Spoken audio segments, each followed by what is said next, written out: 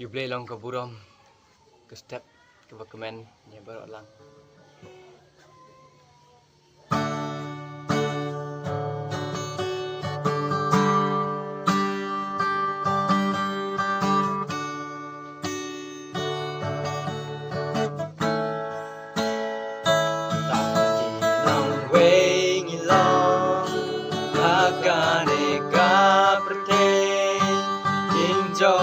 Long Shakli ang talembat ublay